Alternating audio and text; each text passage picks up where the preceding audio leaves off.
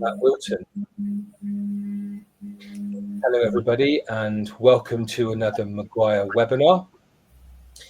This is going to be a little bit different, what we're doing tonight. I've got Jennifer Vaughan and Matthew Richardson and Tessa Senior, who are all part of the upcoming Reading course, the instruction and support team we're going to have in place. And we want to talk a little bit about what it was for us when we joined the programme and how hard it was.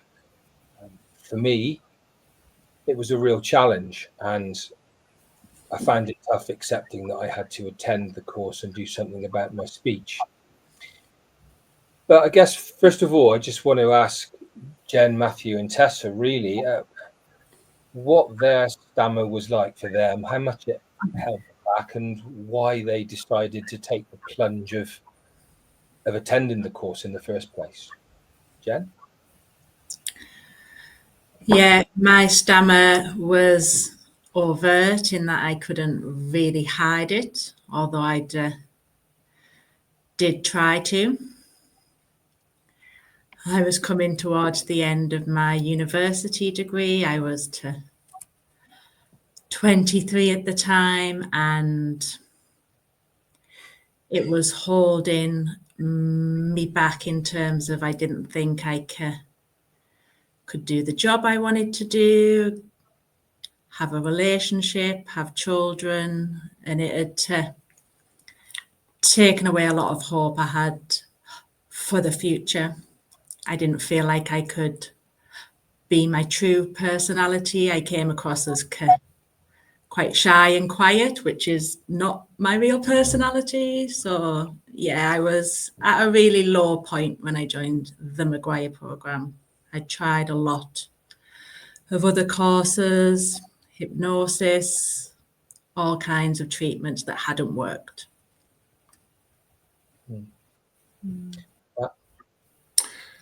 Quite similar age. I was 22, and I know some people, it's an event that's coming up. For me, it was a mixture of things. For one, I got told at university I'd have to make a presentation in my final year. And right there, I was willing to quit university, throw away 2 years of study and the finances, rather than just standing there in front of my classmates and enduring that 15 minutes. Although that was the straw that broke the camel's back, it was just years and years of very tough speaking situations. And what I'd always say is, well, sometimes when I was speaking, that in a bizarre way was the easy bit, because I was just doing what was inevitable and struggling. The thing that really hurt me the most is when I thought I might have to speak. That potential of going into a room, does anyone ask you a question? Does anyone start speaking to you? That constant looking ahead in panic, in dread of, will someone find out my grubby little secret? So that was me. Over to you, Tessa. Thanks, guys. It's really cool hearing your stories too. I'm very similar age. I was 24 and I was working in hospitality, and some people like, how with the stammer? But I had this wall between me, and when I started looking for the program, it was more because I felt really alone. I didn't know anyone else who stammered, and I felt so much shame. I was a real covert, so I hid my stammer, but I started to realize that people just thought I was a bit weird, because sometimes I would say things, then other times I just wouldn't, and I'd interrupt people when I thought I could say a word. And I realized I was coming, rather than just saying, hey guys, I have a stammer, I think people just thought something was going on here, but we don't know what. So I knew And when I was with my friends, I wanted to like have a laugh and say things because I think I'm hilarious sometimes, even though I'm not. But at that point, I was watching other people having these conversations, feeling like I just couldn't be myself. But I was mainly, I'd given up on thinking something would actually help my speech. And I just wanted to find people who could understand, to be honest. So I wasn't expecting control or fluency, just some connection. Oh. That's brilliant. It's mad, isn't it? Because for me, I felt like I was working in Tesco's and given opportunities to run departments, but I really can remember feeling like there's no way that I'm going to be able to fulfill my potential in life because of my stammer, because of how much it held me back. I remember trying to make calls to customers and staff and trying to plan it in the office where there's no one coming in. And as soon as someone's coming in, I've put the phone down. I just can't face being on the phone with somebody hearing me blocking. And I guess I didn't believe that anything could help me. I really didn't, because I tried hypnotherapy and speech therapy. But I want to move on to the course itself and like how I felt and how you felt having to tackle the course. And for me, it was a strange one because my mum saw this article. I went to an open day in Swindon and I could see the transformation of people that were really struggling and then speaking in a video that they showed me. But would it really help me? And I was there with my brother, and both of us had more of a covert stammer. So we tried so hard to hide it as much as we could. And I didn't believe that the program could help me. I was really skeptical. I was expecting it to not help me, but my brother was doing it. He wanted to give it a go. And it was like, well, even though we're not allowed to be in contact with each other during the whole course, I might as well give it my best shot. And turning up into the hotel was so scary because I didn't know anyone, apart from Chris. And I found it a bit daunting at the start, not really understanding why I was there and how much it's going to help me. How do you three feel? Jen? Yeah, I was totally skeptical. My mum had watched a program on the TV and kind of pushed me to go on the course and just have a go. Why not? Mm. I travelled up on my own to Dundee, so quite far from where I lived. And I had no idea what the course was about. I hadn't looked into it. I didn't know what to expect. I just turned up at this hotel really nervous, really apprehensive, and yeah, very skeptical. Mm. Yeah, similar. I know we all know a grad called Mustafa Cham, and he'll always say the heaviest weight in the gym is the front door. And it feels like on these courses, the biggest step for me was walking through that front door on the Wednesday night, going into the hotel. Now, I joined in 1996, probably pre-internet, and therefore a bit like Jen, I didn't do any research. I couldn't. I was very skeptical, but I was also going in there blind. I didn't know what the course was about. I didn't even know who was involved. Apart from a small newspaper article and a chat with one of the people organizing it, I genuinely didn't know. And I still travelled up there to Glasgow, genuinely thinking I was the only person who had a stammer. And yes, one or two people might have the odd struggles, the nerves might get to them, but I was the only person who thought about it day in, day out. And from a personal point of view, so all of a sudden be in a room with other people who'd walked in my shoes was just a revelation. That was the game changer. People just like me who'd had similar experiences. Over to you, Tessa.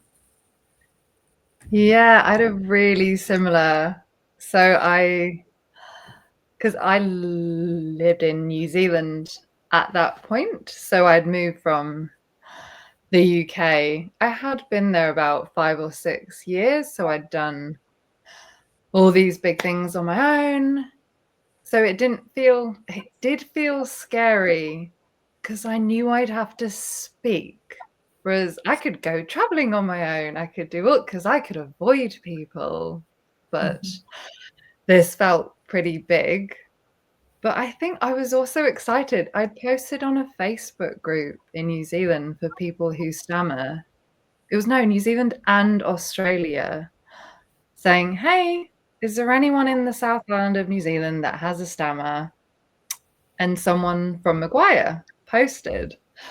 So that's how I found it. I had no idea. And then someone phoned me, I think the regional director. And I was like, he doesn't stammer. So I was a bit like, is this a scam? But then I found out, obviously, he's just been on the course quite a while. And so, yeah, that first day, I remember meeting someone called Alex Cowan, who's still my friend today, on that first night. And he told me a story and said, yeah, I used to walk all the way to make my hairdressing appointments. It was like 3 kilometers. And I remember tearing up and being like, I do that too. Like, I was like, I thought I was the only person who goes to these lengths to avoid the phone. So I think from that moment, I was like, oh my God, these people get me. For me, it was very about the emotional side of it being understood. So yeah, that was my first evening. Thank you. Okay, let's move on to this first main day. And I know that there's a process of change that has to be put into place, and I knew that I had to do some things that I was going to be uncomfortable doing on the course. But I did find it difficult because, for several reasons, I suppose learning a different way of breathing I found very strange at the start, very alien. And when I had to start speaking, I had to speak slowly. And I was like, do I really want to sound like a robot all my life? Am I really going to have to be like this? And I guess I now know why. But at the time, understandably, I was pretty put off by that. And I can understand anybody who might be thinking, oh, I don't want to do the McGuire programme because of the way they have to speak robotically. Now, I'm sure we're going to talk later on about the fact that that is not the case long term, and that is not the goal long term. But I also had to go through saying my B's, D's, G's, my what were then feared or hard words to say for me. And that brought my stammer out a little bit as well on that first day. And it was just really, really intense having to learn to pause and breathe and speak slowly rather than speaking quick, getting it out of the way, formulating how I can avoid as much as I can, like I used to. And so I did find that first day on the Thursday really intense. And I was still unsure on the Thursday night as to whether this was for me. I'm just wondering, how you tackled that Thursday night in your heads, really. Jen? Yeah, the Thursday was a hard day for me. I think it was having to sit opposite lots of strange people. Not strange, just didn't know them. But having that eye contact, when I stammered, I would close my eyes and look at the floor. So actually looking into people's eyes and speaking was difficult. I ran out the room crying at one point. It was really tough. But the moment the Thursday evening came and I stood up and was able to speak in front of a room without struggle, that was it for me.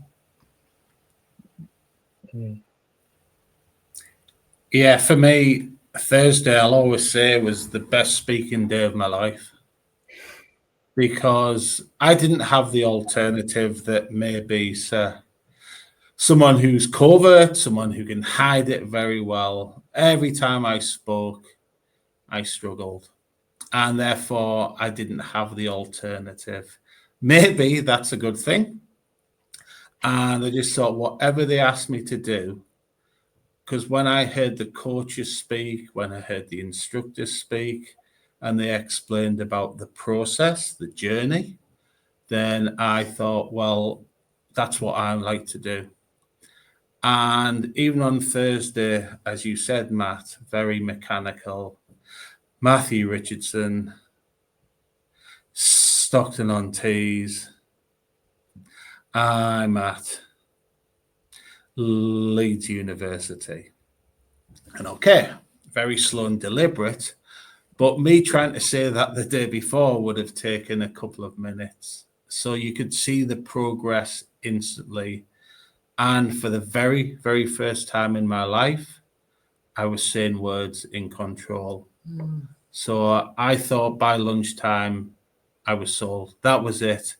I knew that this was something that was beginning to work. Over to you, Tessa.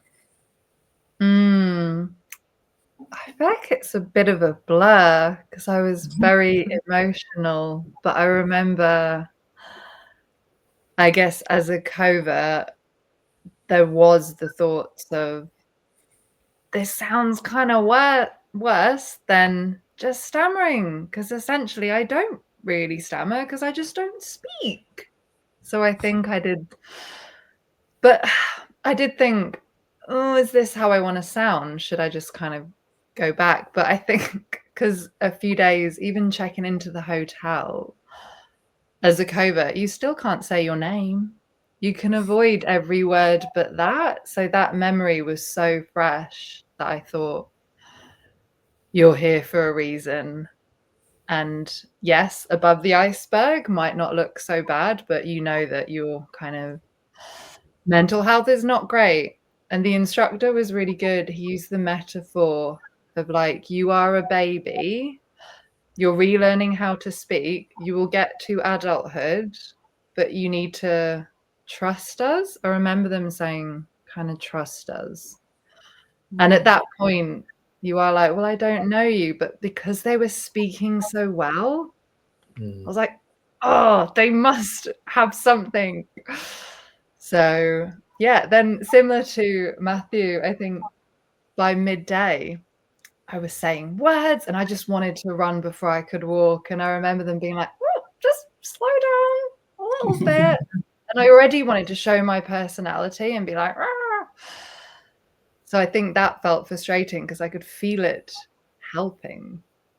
Yeah. So you have to then be told by, as Jen said, kind of strangers. And there's a part of you, especially now I was in my mid-20s, and you think you really kind of know it, not know it all, but quite confident. And you're being told what to do by people you don't know that well. So I had to surrender and trust that they knew this technique, I guess, even if I know more about, I don't know, they know this technique.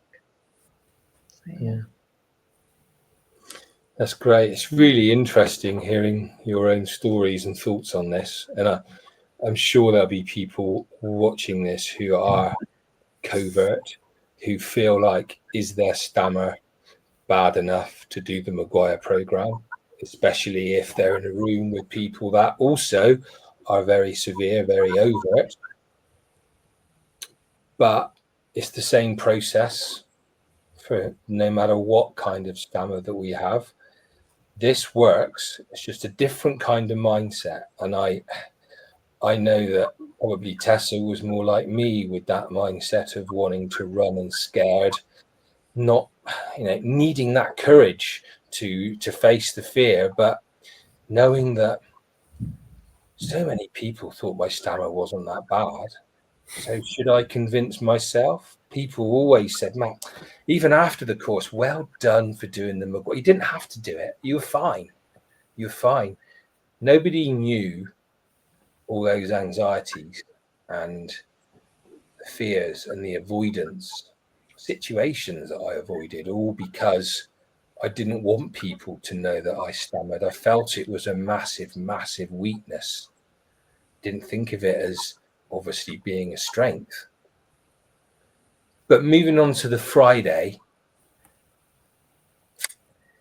is a different kind of challenge. We're continuing using those physical techniques, but we're working on changing our mindset, or they were working with us, with me, on changing how I feel about my stammer. And that was uncomfortable because I had to be a bit more open and honest than what I'd ever been before.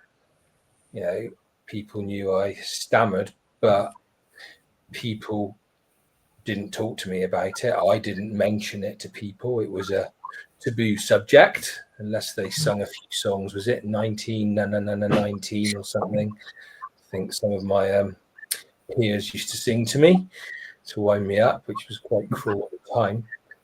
But going back to that Friday, that second main day, there was a lot to take in on how we can change our mindset, how we can learn to reduce the fear in our heads, not just physically attacking the sound, but being able to reduce that fear, being able to show the stammer that it doesn't have to be that prominent in our heads. There was a lot of things that happened on that Friday for me. Just wondering how you felt dealing with that next stage, Jen. Yeah, I think Friday, I really struggled to get my head around. I'd just been taught techniques that allowed me to speak without struggle, and I was happy to speak like a robot forever. I didn't understand the open and honesty because I'd never been open and honest. No one ever spoke about my stutter, despite everyone knowing I have a stutter, because it was very obvious. So to tell people and to advertise the fact I had a stutter, just could not get my head around it. But actually, I think before the course, I thought, oh, if I spoke about my stutter, the world would implode. And actually having that freedom to tell people I have a stutter and that is okay, the world will not end, was really freeing. Just, it's okay to stutter was a freedom in the end, but it did take me a while to get my head around it. Matt? Yeah, for me, I said earlier on, Thursday was probably the best day speech-wise.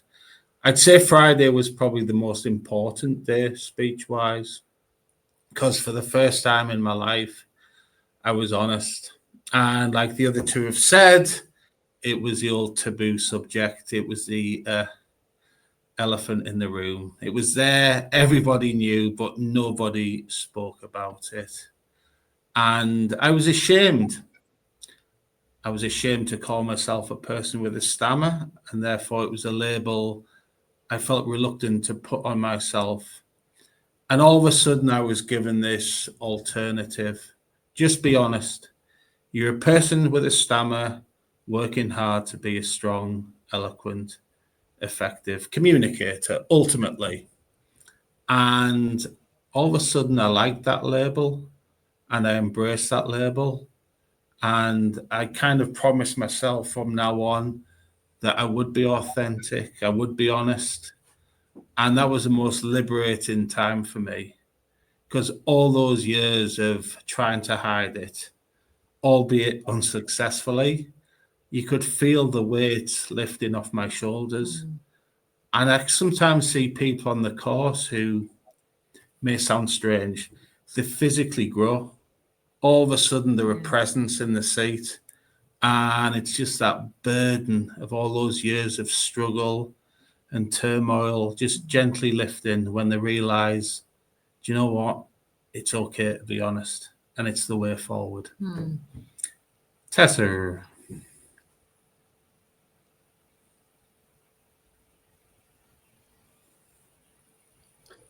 Tessa?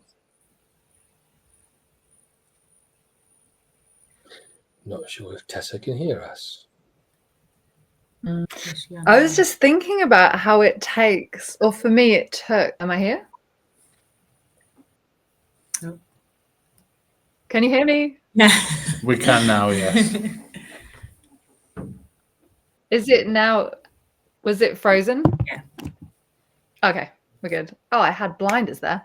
What was I saying? Yeah, the fact that it took me anyway, and maybe all of us being in a room full of people to say, it's okay to admit that you have a stammer. And I think only other people that stammer will understand that. But I think before joining, I'd started to realize, oh, maybe I should not be a covert.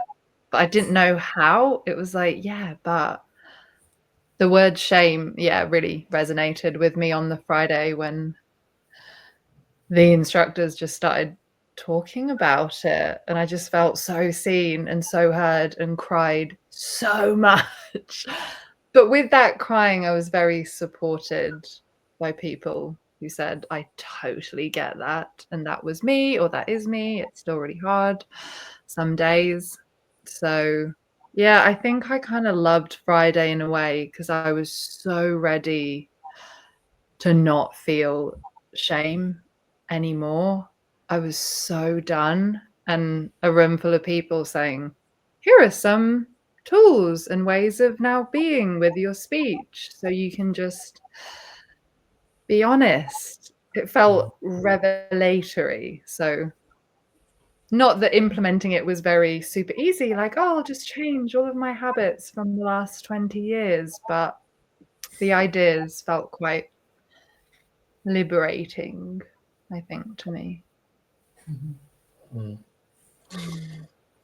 That's brilliant. It's really, really great to get your thoughts on this. And I think that one thing that strikes me is that if people are watching this, they'll be thinking, well, there's no way that I could be open about the fact that I have a stutter or a stammer. And I think most importantly, it's important not to look too far ahead on the Maguire course and to think that the course is put in place to build your confidence and to get you in that right place for when we do get to that stage. It's not something that we talk about straight away in a deep way, but it's something that is brought in when the time is right. And it's also incredible how your mindset changes on the course and how you start to think, actually, it's not as bad as it could be. It's not going to kill me. And the fact that you'll see that when you are more open and when you do it the Maguire way and you are following what we tell you to do, that it does change totally your outlook towards you and your speech. And it's important to think that, as well as what we'll be telling you, being brave and being honest and giving it your best shot and all those kind of things. But it will have a massive impact if you give it a chance. And if you follow, everybody in that room has a stutter. We're all there to support each other. It's incredible. No stutter's the same, but we've all got that mindset of knowing exactly how it feels. And we all know how awful it can be and how much it can hold us back. But you'll see things on the course like I did when my coach showed me how to speak to the public, and I was scared for him, but seeing him do it, he made it look so easy, using the techniques, so comfortable, and seeing the positive reaction of people and not a negative one. And also, when there's challenges, I know the telephone was really tough for me, and being able to practice speaking on the telephone, but in our comfort zone of Maguire people, really helped me as well. So you don't do anything on your own here. You are helped fully through the whole course. But the Saturday, more about letting go and having fun. And I didn't think I'd get to this day. I remember thinking the course is in Swindon. Sadly, my football team is Swindon and they're playing on the Saturday. So I could easily just go and watch them rather than complete the course. But by the time I got to that Saturday, I did feel that buzz. I could see other people improving, and that helped me as well, you know, to believe that it could help me long term. And there was little sessions where we had to stand up in small groups and practice standing up and expressing ourselves, finding our speaking personality more. So not sounding like a robot, believe it or not, but being able to enjoy our speaking personality more.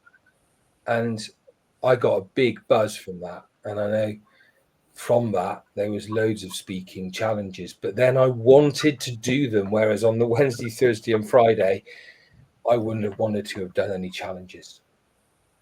I don't know how you felt, Jen, about that.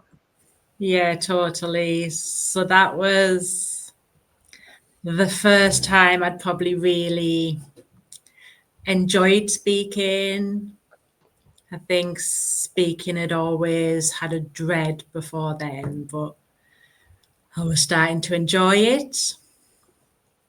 And there was challenges that day, but I felt totally equipped to face those challenges, and I was not afraid to do them. I was equipped. I had support from amazing coaches, and I was actually ecstatic to get out and take on those challenges. And by the end of that day, I was on the biggest high I've ever experienced in my life. You couldn't have brought me down.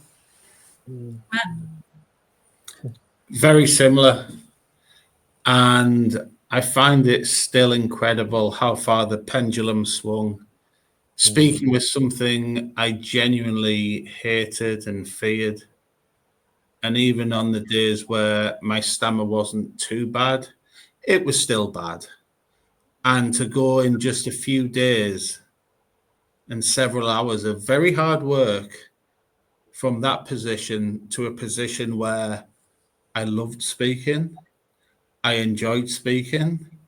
And for the first time ever, I thought one or two people actually enjoyed listening to me speak. The pendulum swung so far, it was just mind-blowing. And it made me realize that speaking is important, so important on that day.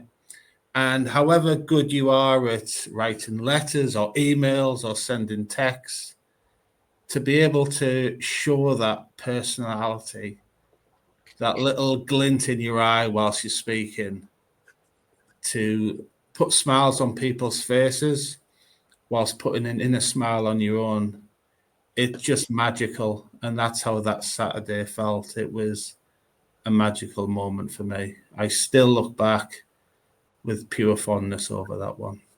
Made me cry, Matt.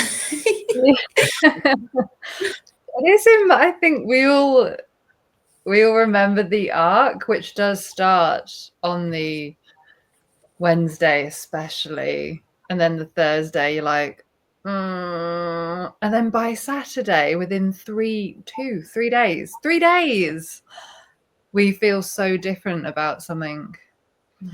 That felt so fundamentally awful. Really awful.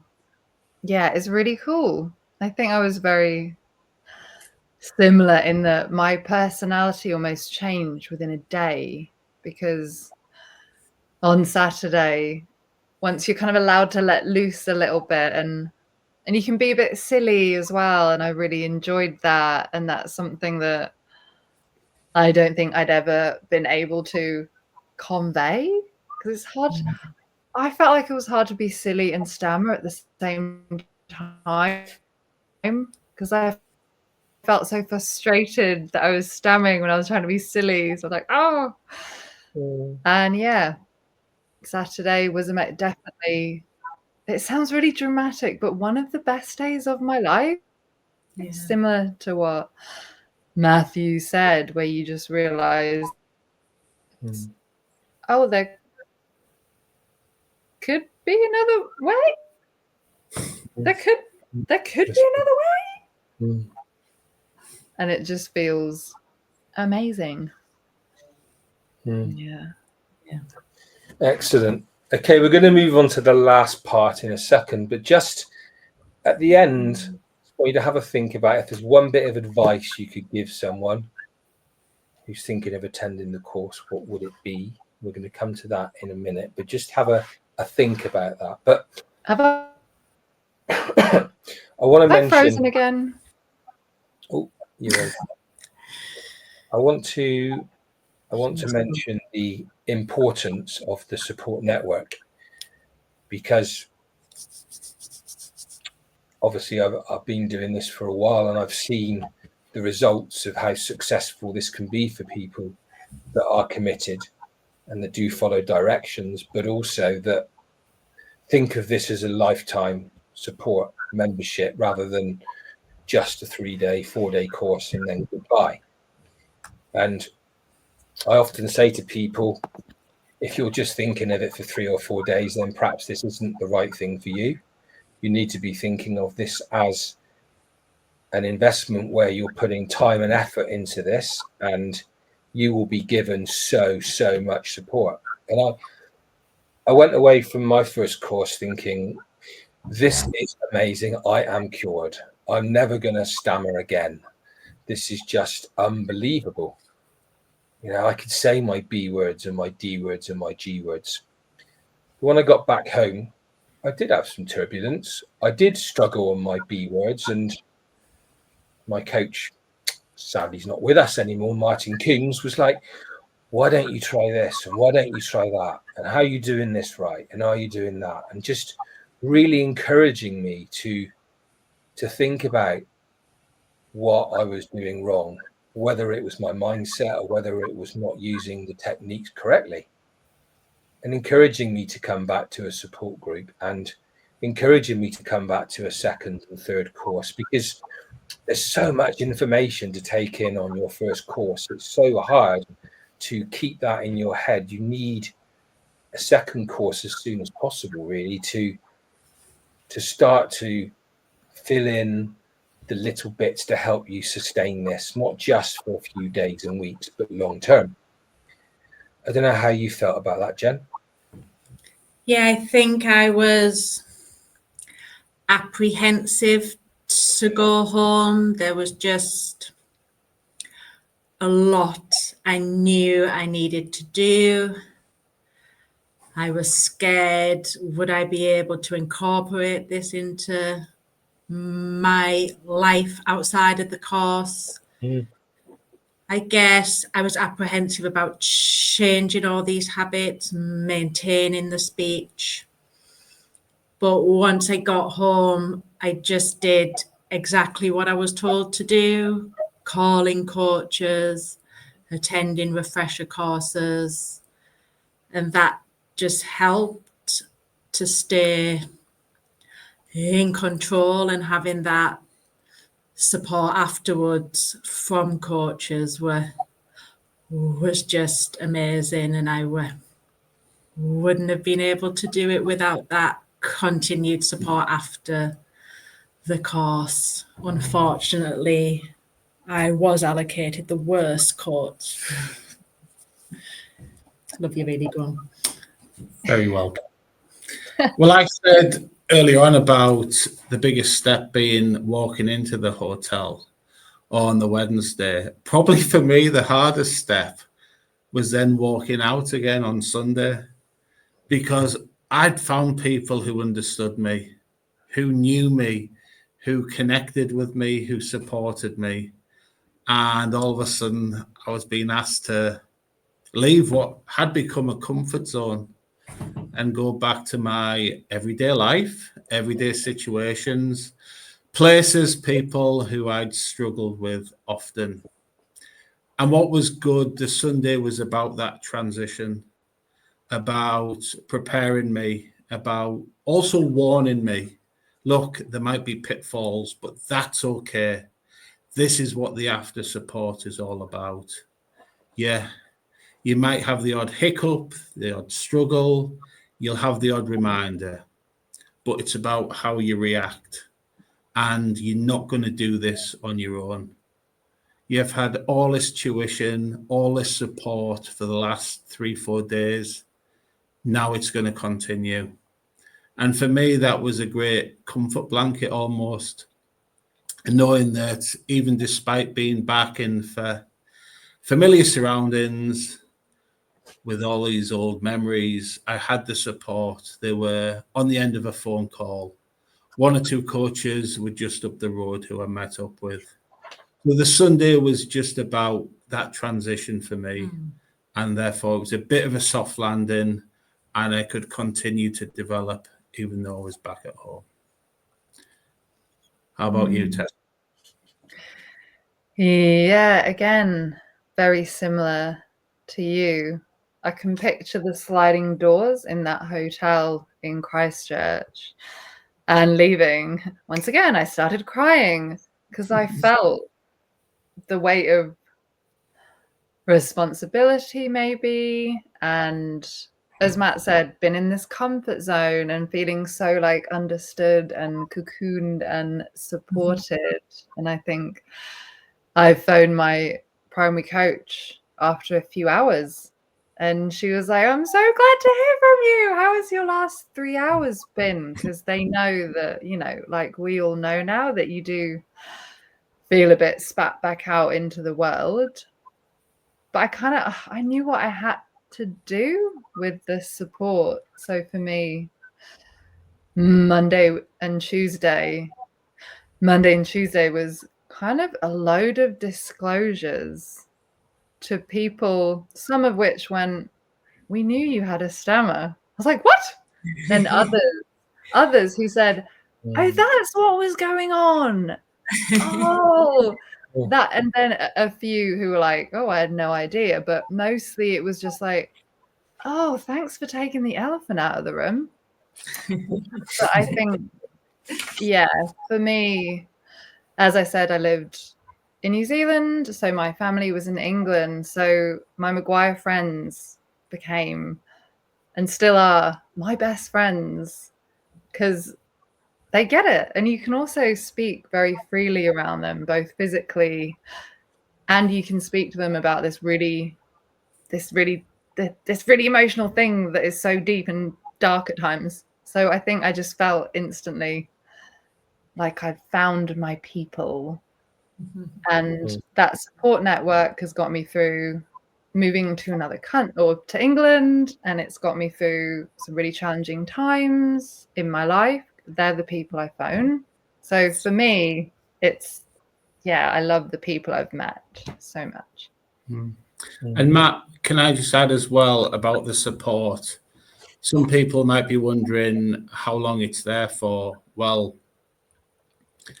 30 years on from our first course, the reason we are here, this is part of the Middlesbrough support group. So there's a little support group going on next door with several other people. So it's there for you as long as you want. And those who do make the most of it and utilize it, go on to have very strong, enjoyable speaking lives. That's brilliant.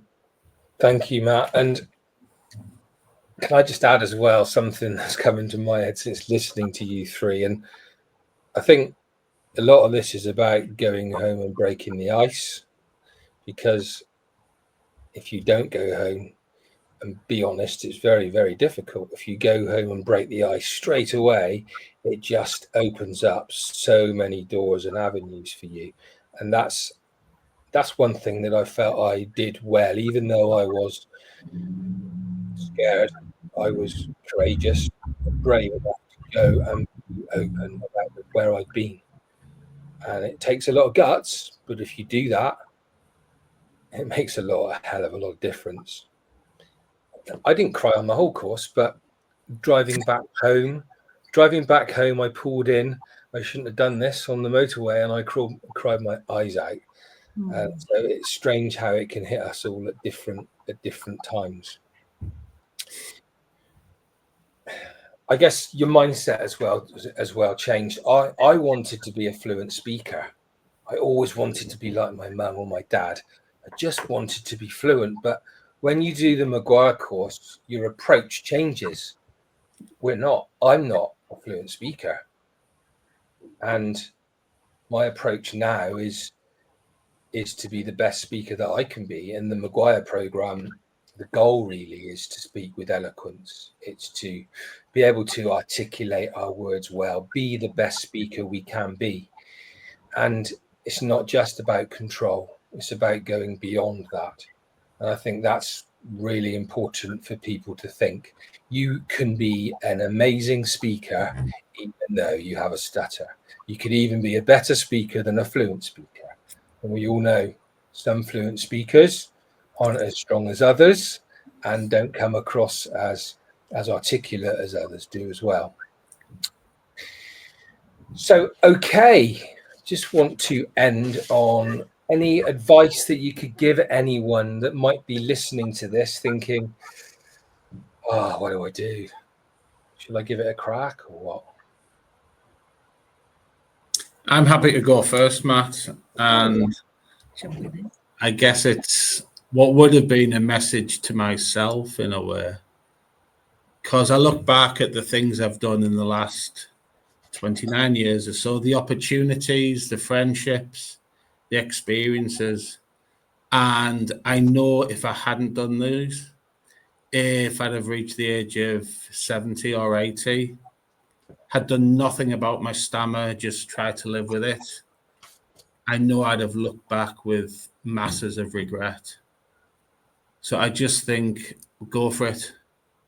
What's the worst thing that can happen? And you never know, you might surprise yourself. And you too, like, not just us four here, but like hundreds, thousands around the world. You could change your life dramatically, drastically, and live the life that you deserve. So that would be my advice to myself.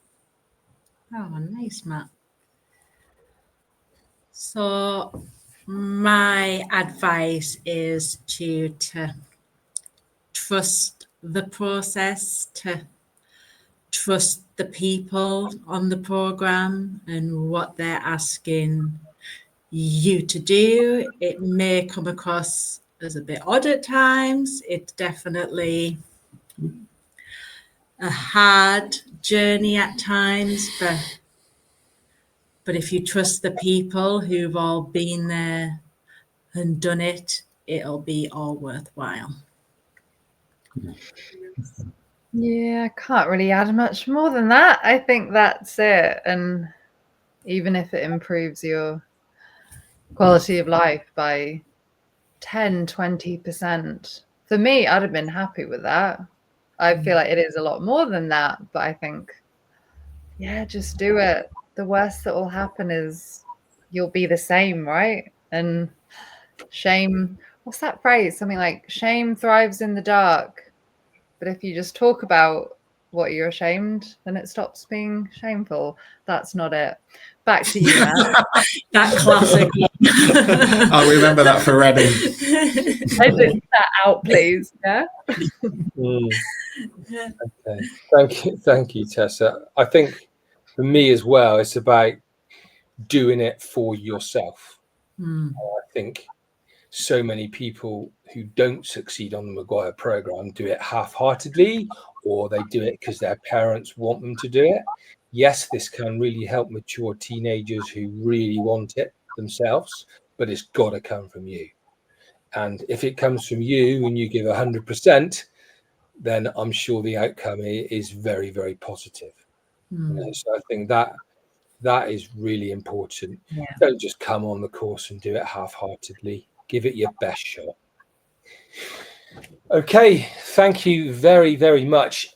If you are interested in the program and you do want to find out more, then contact me for another chat. I'll show you a video of me. I'll show you a lot more about the after support and go through again what the course is all about. Thank you so much to Jen, Matthew and Tessa. If you want to see them again, they're instructing on the Reading course, or they're part of the Reading. Tessa's the course organizer. Jennifer and Matthew are instructing. So it's going to be a fab course. That's the 3rd to the 7th of September. Thank you so much for your time, you three. I really appreciate it. And yeah, have a good evening, everyone. You too. Thanks, mate. Bye. Bye.